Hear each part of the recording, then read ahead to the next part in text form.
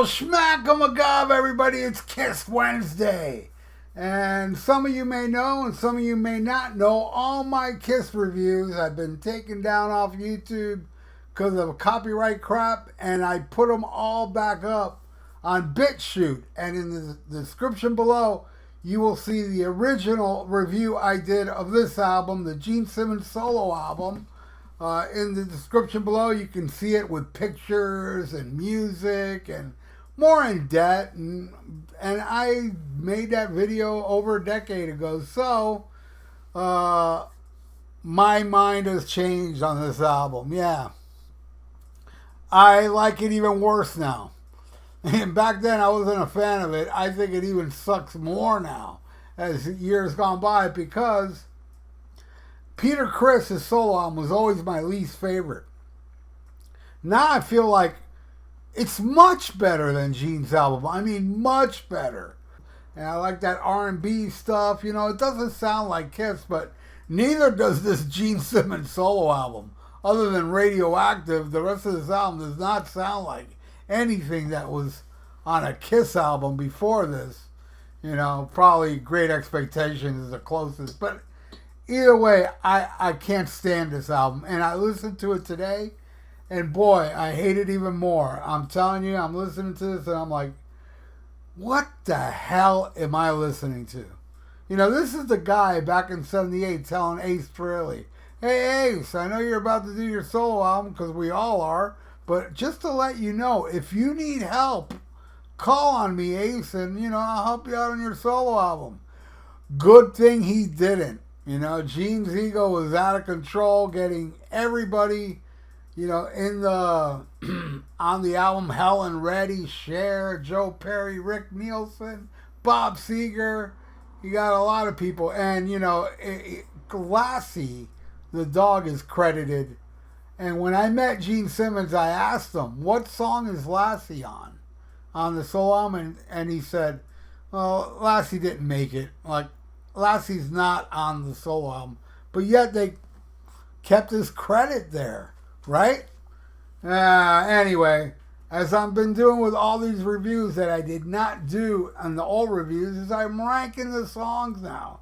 And there's 11 songs, and I'm going to go through it. But I got to tell you, man, I don't really think any of these songs are worse than others. I think they all equally suck. But hey, what the hell? I made a list. And here we go. At number 11, When You Wish Upon a Star. I know it's a special song for him, you know, because he was a little kid and Pinocchio and all that crap. So, you know, Jiminy Cricket.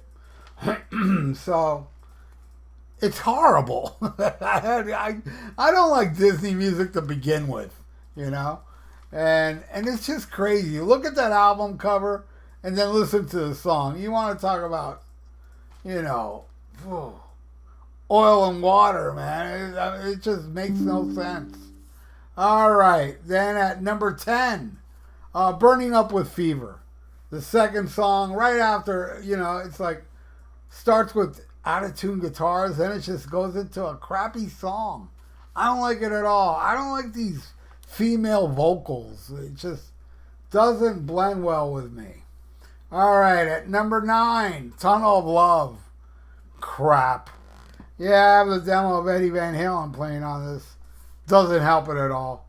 Total crap. Tunnel of Love sucks. All right, at number 8, Living in Sin. At the Holiday Inn. This is the one that Cher calls on the phone.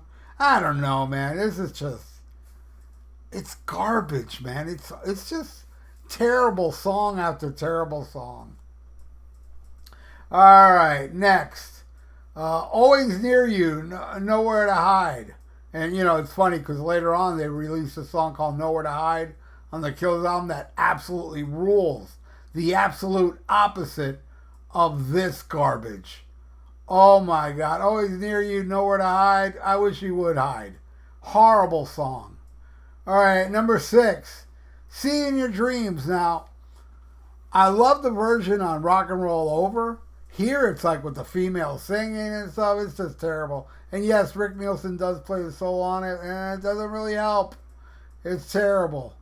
All right, at number 5, True Confessions. Yeah. Horrible garbage water. It's just terrible.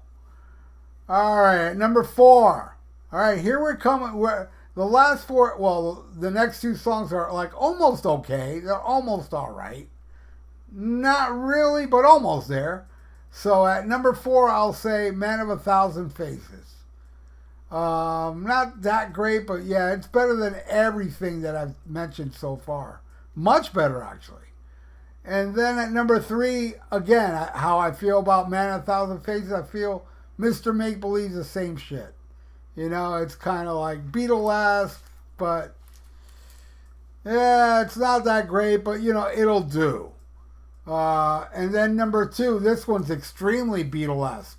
See It Tonight, which I absolutely love this song. Yes, there are 2 songs on this album I love. And See It Tonight is one of them. Absolutely love it. And then at number 1, Radioactive. I love that song. I remember when it was new, and, you know, I always dug Radioactive.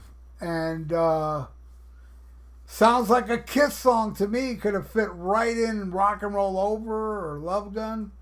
Not a problem. So there you go.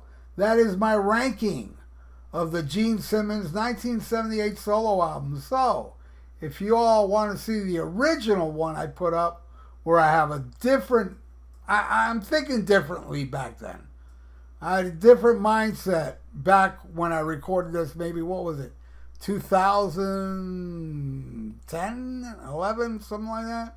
Or maybe 2009, I don't remember. But click the link I put below so you can watch it.